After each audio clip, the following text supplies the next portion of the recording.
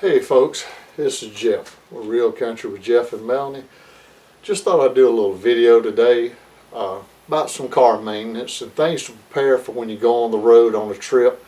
I know the summer vacation season's about over, but now it's time to do your fall traveling and tailgate parties. So it never hurts to be prepared. We just got back from a trip to Tuscaloosa, Alabama. My wife had to go to a business conference.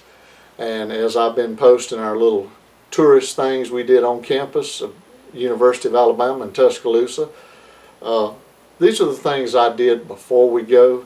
Now the car we went on, it was almost brand new. Everything was perfect. Didn't have any problems, but I still took a little care package with me.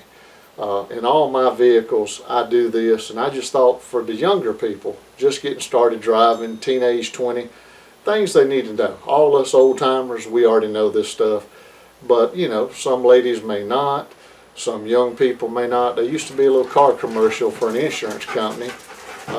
You know, kid had a flat on the side of the road and he's calling dad, and of course dad, I know what a tire iron is, and his buddy's holding something and they don't know. You'd be surprised how many don't know. So this would be a quick little walkthrough, and I'll show you some things you might want to get and things that's always good to have. And none of this is terrible expensive, but it can make your life a little bit easier on the road. So I'll pull the camera down and do you a little quick walkthrough, and then I'll talk to you a little bit more in just a second. But let's go through the little tour. First thing I always do before we go on the road, and I try to do it every week. As expensive as cars and trucks have already gotten, check your oil every week. Your oil and your radiator fluid, you know, make sure you got antifreeze in there. Average pickup truck now is 40 to 50,000, and a couple of dollars for a quart of oil can save your engine and keep you from having a 2,000-pound rock in the yard. But always check my oil. So let me walk around here real quick, and if you'll look at your engine, one side or the other, you look, it'll tell you. Mine's right here. It's your oil dipstick. Just pull it out with the, you know, make sure the motor's cool, you're on level ground, but pull your dipstick out, wipe it off with a rag. I always keep a little shop rag in the vehicle just for that. Plus, if you get a little grease on your hands, you can wipe it off before you go down the road. But check your oil. When you wipe it off the dipstick, stick it back in for just a second, pull it out. There's a little marker gauge where there's a too low level and too high level and a good in between. As long as the oil's in between those two marks, you're pretty good to go. If you have to add it very slow, very small amounts, because too much oil is just as bad as too little. If you have to add, and I always recommend keeping at least a quart. Now this is a gallon jug, but keep a quart of spare with you. It can mean the difference between burning your motor up and not. But if you come to the other side of your truck usually, or your car, you'll see a picture nowadays of an oil can, and it tells you the grade oil. Always use what they recommend. Stick with that same grade. It helps prolong the life of your car. But you just unscrew that. I keep a little dollar funnel in my vehicle. Stick that in there. It'll set in place when the cap's off, and you can pour it in. Just wipe it off with a rag when you get done, and you can store it. Like on my little toolbox, I have a little milk crate in there that I wipe off all the excess oil, and then it's with me with my spare oil in case I need it. Always check your battery terminals. This one I noticed I need to clean, so I got a little couple dollar wire brush that I keep in there. I will take this loose, scrub it down real good, get all that battery acid and corrosion off, and then I'll come back and coat the whole thing with a few squeezes of this dielectric grease. It helps keep that corrosion from building up quite so bad. And all this is very cheap.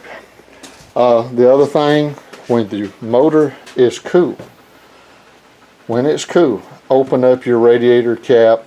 Some models don't have a radiator cap you can get to, but you have an overflow. With the motor cool, open this up, and on the side you've got a level. You want to make sure it's up to the bottom level, but try not to keep it from going over the top level. That way, as your motor heats up, if it's starting to boil, it can overflow through these hoses into here, and it keeps it from getting too hot and not spilling on the ground and you run out of water later. Check your master cylinder. You need brake fluid. If no brake fluid's in here, when you put on the brakes, you won't stop. That's dangerous. Your transmission fluid, usually the dipstick for the transmission is on the opposite side of the engine. Ours is back here. Check it with the motor idling on a level ground. Get the motor warm and then check it. Same thing. Wipe it off. Check the little scale. Make sure it's in between the safe zone, and that helps your transmission shift. The other thing, go to the store. Every hardware store, every department store that sells automotive parts, get you a little cheap, this is about $1, air pressure tire gauge. All you got to do, go up to your vehicle, mash down on your valve stem, and the little end will pop out, and it has a little scale, and it tells you if you're at 20 pounds, 25, and usually on the inside of your car door or in your owner's manual, it will tell you how many pounds of pressure per square inch you need in them tires. So if it says to run it at 35 pounds or 32, you can check that out with this and keep it pretty straight. And there again, too much air in your tires, it'll start eating your tread off. Too little will start eating it. Keep it like it says, and you can go down the road and everything will be operating good. Let's see. Oh yeah, and for travel. Well, let me back up just a second. Check your hood at least once a week. It only takes a couple minutes. Pop the hood with a little rag. Check your fluid levels. You're good to go. You know you're not going to burn the motor up. But now for travel, I always keep a toolbox, but here's a little special kit that I took with me. This little pack, everything came with it except for those pliers, and I bought it. It's got a lifetime warranty at Harbor Freight. It wasn't very expensive. I think it was about $14 or $15, but just to travel, something that if you lose something on the road, you're not going to worry about it, but it's lifetime warranty. If anything breaks, you should be able to go back, and I talked to them. Anything breaks, bring it in, they'll swap it right out. But it gives you a good assortment of metric and standard sockets, a ratchet. You have a couple of screwdriver tips, a couple of wrenches, spark plug, an extension, and some Allen wrenches. And I just throwed in a basic pair of pliers in case I need them. And it zips up in the little bag. It fits in the back of a car. Doesn't take up any space, but you never know when a hose might come loose or a spark plug backs out. You may need to tighten some up, and it could get you to a gas station with a mechanic to keep you from breaking down side the road. The other thing, always go get you a little pair of jumper cables. You never know, you might stop, especially in the heat we have down here in the south. It can kill your battery overnight. And if somebody's around and nice enough, most people will let you get a jump off. But if you're not where you can get a hold of somebody, I have one of these jump off devices. You can take this thing, bring it in your house, plug it up, it builds up a charge, and then you can hook it up to your battery and jump yourself off. These average anywhere from 30 to 50 to you can get them 100 to 200 depending on what style and who makes it. I think I paid about $40 for this one. I charge it about once a month in the house. I keep it in the box it came in, and if we ever break down side the road, hopefully we'll be able to jump ourselves up and get on down the road. Another thing with a flat tire, I throw away. And let me emphasize this, I throw away the little cheap scissor type jacks that come with the vehicles time I buy. They're knuckle busters. I don't trust them, and it's hard as rip to get under the car and pull the car up. I go to my local hardware store, automotive store, and I buy for a small vehicle, I buy a little small hydraulic floor jack. You can get them for 20 bucks. If you have a bigger vehicle, say a four-wheel drive or suburban type vehicle, get you one a little bit bigger. They can run 40, 50, or 60. But here is a little basic 2-ton hydraulic jack. Now it's dusty because it's been bouncing around in the toolbox, but that's almost brand new. I've only used it maybe once. Get one of those. They don't take up much space. You can put them in the corner of the back end of a car. You can put them in a toolbox on a truck. You'll never know it's there, but that will pick your car up instantly. Same thing for your little lug wrench that comes with the cars and trucks. Tire irons, they're no good. You can buy the cross style. It has four different size heads depending on what size lug nut your vehicle comes with. chrome one, they're $15 or $20. You can get some just painted black, wrought iron. They're sturdy, and that will help you break the lug nuts down, give you more torque, more leverage. So much easier, saves knuckle busting, and everything's good. Also, I'll walk around here and see if I can find it easily in my toolbox. This is another one I have. Y'all excuse the bad camera work. Here's something I use. Now, some folks may tell you not to use it, it's your choice. But 100 years ago, I used to get a lot of flats. And this little device right here, and I'm about out, I gotta buy me some more. Excuse the clutter under my carport, it's a work in progress. Let me turn this around and set us up where we can talk real good for a second. I used to drive a lot in my job, and I was constantly going through construction sites, and I'd get flat tires. I'd pick up nails and screws, and for years I'd have to go sometime after I got off work and pay somebody $10, $15 to fix a flat. One day I had a little extra time, and I got me a Coca-Cola and watched a man do it, and it was so simple. And he knew I was spending a fortune on flats. I was having them regular. So I talked to him, and he told me what I needed, and now I found out you can get these same thing. Every auto parts place, all your department stores that have any kind of automotive, a tire plugging kit. The little kit may be $5 or $6. You'll have a what I call a reaming tool, and you have a plug-in tool, and it usually comes with 5 or 6 little tire plugs. I recommend having a pair of needle nose pliers, and if you can find it, an ice pick.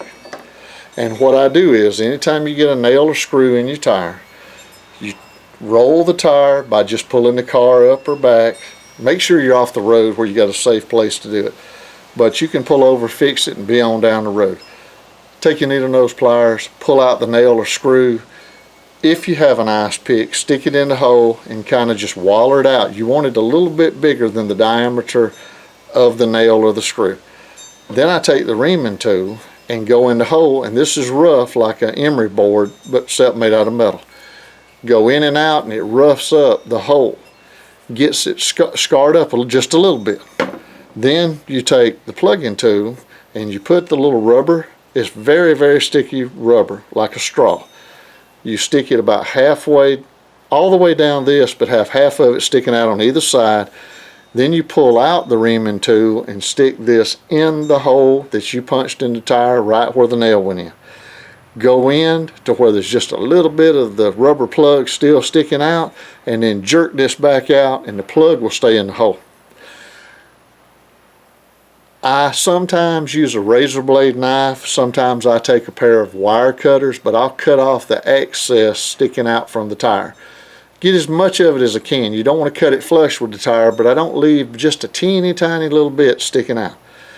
Then I carry a battery operated, off your cigarette lighter, a battery operated air compressor. They run $20 to $30. That will let you pump your tire back up to say 30, 35 pounds of pressure and can get you down the road. I have in the past plugged a tire, and I've been able to run it for 6 months to a year. But most people, if it'll get you home or it'll get you to a store, you can pull over then and get you a new tire. But the whole little repair kit right there might cost you $5 or $6, and it means you don't have to call a tow truck. But folks, I believe that's about the basics of my little car trip, especially if you're traveling. Like I said, get you an extra quart of oil, carry with you a funnel, a little basic set of tools. It don't have to be nothing expensive. Like I said, that whole tool set I showed you, minus the pliers, was about $14. And a pair of pliers, a couple of dollars. Get you an old oil rag. It can be an old t-shirt. Just cut part of it off. Something to wipe your hands, something to wipe the oil off. A little dollar tire pressure gauge, and like I said, if you can afford it, get you a little battery powered air compressor. They're very small, like I said, $20 or $30 tops. It'll do what you need to do. And check your hood. It can keep you running down the road. Nobody wants to have to buy a new vehicle, if you don't want one. But folks, that's my little helpful repair kit. That's just something we do every week. My dad taught me to do this since I started driving at 16. I've taught my sons. I fuss at them all the time if I find out they don't check their hood. I hate to see them have to waste money. I'd rather see them put $20,000 or $30,000 on something they really want instead of just something to get you back and forth to work. So, till next time, good Lord's willing, the creek don't rise. We'll see y'all down the road. If you liked the video, please give us a thumbs up, hit the like and subscribe button, and tell your buddies I need some subscribers. Y'all have a good evening.